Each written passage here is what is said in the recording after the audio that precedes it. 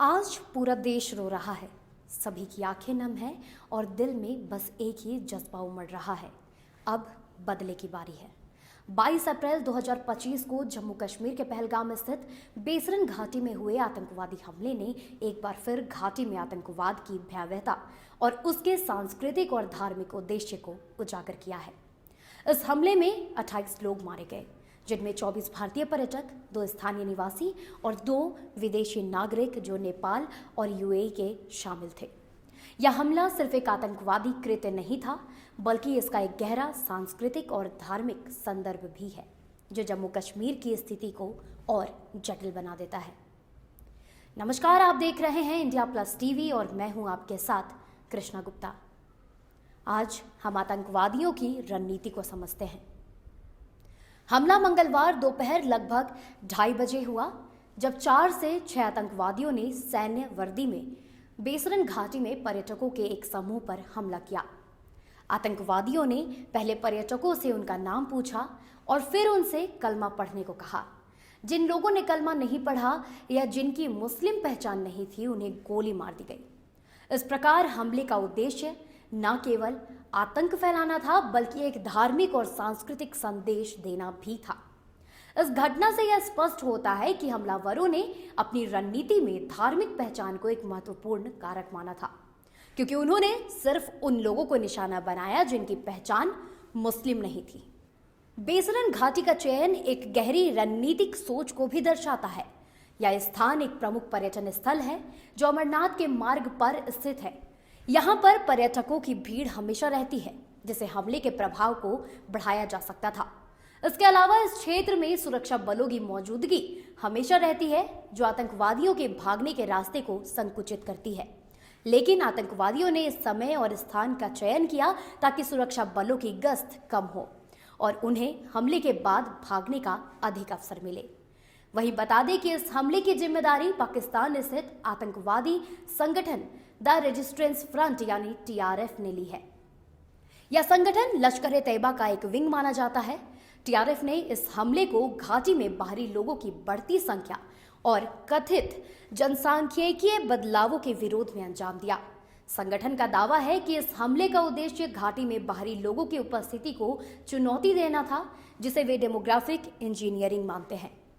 यह हमला न केवल एक आतंकवादी घटना थी, बल्कि इसे सांस्कृतिक और धार्मिक दृष्टिकोण से भी देखा जाना चाहिए। आतंकवादियों ने इस हमले के माध्यम से एक स्पष्ट संदेश दिया कि कश्मीर में धार्मिक पहचान और सांस्कृतिक असहिष्णुता की एक नई परत सामने आई है। जिस तरह से आतंकी सिर्फ नाम और धर्म के आधार पर लोगों को निशाना बना रहे हैं, वह यह दर्शाता है कि कश्मीर की समस्याएं केवल एक सीमा विवाद तक सीमित नहीं रह गई है। अब यह एक सांस्कृतिक नरसंहार की ओर बढ़ रहा है, जहां एक विशिष्ट धर्म और समुदाय को निशाना बनाया जा रहा है। कश्मीर के इतिहास में यह नया अध्याय पहले से हुए कश्मीरी पंडितों के पलायन और हत्याओं से भी जुड़ा हुआ है। यहाँ एक महत्वपूर्ण सवाल उठता है कि क्या हम इसे केवल एथनिक क्लिंजिंग यानी जातीय सफाया कह सकते हैं, या यह एक कल्चरल जेनोसाइड यानी सांस्कृतिक नरसंहार के रूप में देखा जाएगा। 1989 से साल 1990 में कश्मीरी पंडितों के पलायन, बाद में अमरनाथ यात्रियों और अन्य बाहरी मजदूरों पर हमले और अब बेसरन घाटी जैसे स्थानों पर पर्यटकों की हत्या, यह सभी घटनाएं इस बात का संकेत देती है कि आतंकवादी संगठन अब सांस्कृतिक पहचान को मिटाने की रणनीति अपना रहे हैं। इन सब के बाद अब जानने की कोशिश करते हैं कि इस हमले के बाद पर्यटन उद्योग और स्थानीय अर्थव्यवस्था पर क्या कुछ प्रभाव पड़ने वाले हैं। यह हमला कश्मीर घाटी में पर्यटन उद्योग के लिए एक बड़ा झटका है। पिछले कुछ वर्षों में पर्यटकों की संख्या में वृद्धि हुई थी, खासकर साल 2019 में अनुच्छेद 370 हटाए जाने के बाद, जिससे सरकार ने पर्यटन क्षेत्र को प्राथमिकता दी और बुनियादी ढांचे में सुधार किया। साल 2023 में 2.1 करोड़ पर्यटक जम्मू कश्मीर आए, जो एक रिकॉर्ड ब्रेक था। हालांकि इस हमले ने पर्यटकों के मन में अब भय पैदा कर दिया है। यह हमला पर्यटन के लिए एक खतरनाक संकेत भी है, क्योंकि पर्यटकों को अब तक आमतौर पर निशाना नहीं बनाया जाता था। अगर स्थिति में जल्दी सुधार नहीं हुआ तो पर्यटन और स्थानीय अर्थव्यवस्था पर इसका दीर्घकालिक नकारात्मक प्रभाव पड़ सकता है। वहीं आतंकवादियों की रणनीति में भी बदलाव हमें देखने को मिला है। अनुच्छेद 370 की समाप्ति के बाद जम्मू कश्मीर में आतंकवादी संगठनों की रणनीति में भी बदलाव आया है। पहले बाहरी लोगों को निशाना बनाना आतंकवादियों की प्राथमिकता थी, लेकिन अब स्थानीय लोगों को भी निशाना बनाना शुरू कर दिया गया है। इससे यह संकेत मिलता है कि आतंकवादी संगठन अपनी रणनीति में बदलाव कर रहे हैं और स्थानीय समर्थन जुटाने की कोशिश कर रहे हैं। कश्मीर की सांस्कृतिक और धार्मिक असहिष्णुता की यह लड़ाई सिर्फ एक सीमावर्ती संघर्ष नहीं है, बल्कि यह एक पहचान की भी लड़ाई बन चुकी है। 2 अप्रैल 2025 को बेसरन घाटी में हुआ हमला कश्मीर में आतंकवाद के खिलाफ बदलते स्वरूप को भी दर्शाता है। यह सिर्फ एक आतंकवादी कृत्य नहीं था, बल्कि एक सांस्कृतिक और धार्मिक संदेश भी था, जो कश्मीर में बाहरी लोगों की उपस्थिति और सांस्कृतिक पहचान को चुनौती देता है।